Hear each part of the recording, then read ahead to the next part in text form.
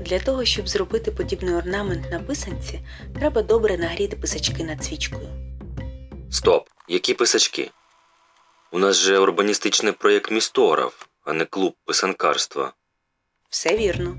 Ми урбаністи і скетчери. Але після повернення з Коломиї напередодні Великодня просто неможливо проігнорувати цей тренд. Отже, ми на один день вирушили в експедицію до Коломиї. Повернулись звідти натхненними і в чистий четвер сіли робити писанки усією родиною. Жовтий. Поїхати перед Великоднем до міста, в якому писанка зустрічається на кожному кроці, насправді було збігом. Я знайшла каталог автентичних писанок з різних регіонів України в інтернеті. Кожен вибрав ту, що хоче написати.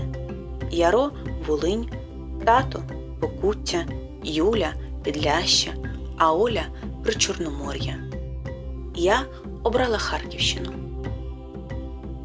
Починати потрібно з того, що яйця мають бути порожніми, тобто видутими. Посилання на каталог писанок і способи видування прикріплю під відео. Олівцем малюємо сітку з 3 ліній по колу. Таким чином розділяємо писанку на 8 частин.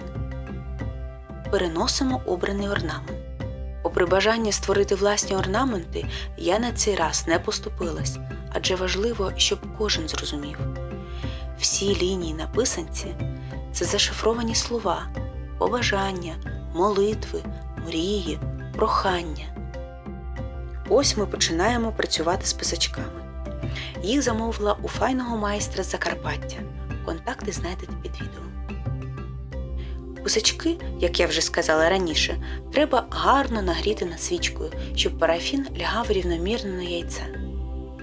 В нашому випадку це парафін, але писанкарі радять застосовувати віск. Першим зафарбовуємо ті лінії, які мають залишитись білими.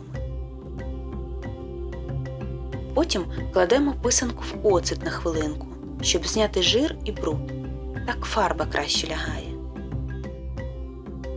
Барвники у нас професійні, їх ми замовили разом з писачками, але харчовими теж згодиться. Наносимо кольори по черзі від найсвітлішого до найтемнішого.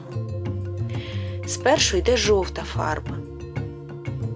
Витягнули, легко обтерли серветкою, замалювали парафіном те, що має залишитись жовтим. Звертаємось до ескізу. Знежирили в оцті, занурили в наступну фарбу. Виконуємо однакову процедуру для кожної фарби – жовта, червона, синя, чорна. Стираємо парафін над свічкою за допомогою серветки. І писанка готова.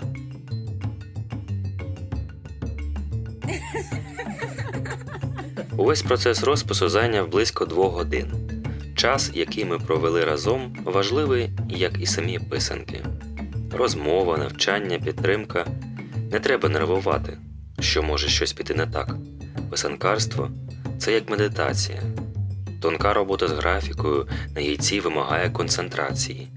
Свічки та квіти на столі додають гармонії. Навіть діти спочатку нервували, а потім заспокоїлись і завзято працювали. Про Коломию ми теж говорили. Нам сподобався її вайб. Також нас зацікавив потенціал і темп розвитку цього краю. Щоденник з коломийської подорожі ми вже готуємо для виходу на Патреоні, як окремий експрес-випуск. Там традиційно будуть ілюстрації, скетчі, замітки, фотографії. Адже до виходу наступного випуску газети «Містограф» ще купу часу, а поділитись роздумами і отримати коментарі дуже хочеться. Тож запрошуємо вас підтримати проєкт. Підпишіться, коментуйте, поставте лайк, і український контент у Ютубі набере справжніх шалених обертів. Дякуємо за перегляд. До зустрічі!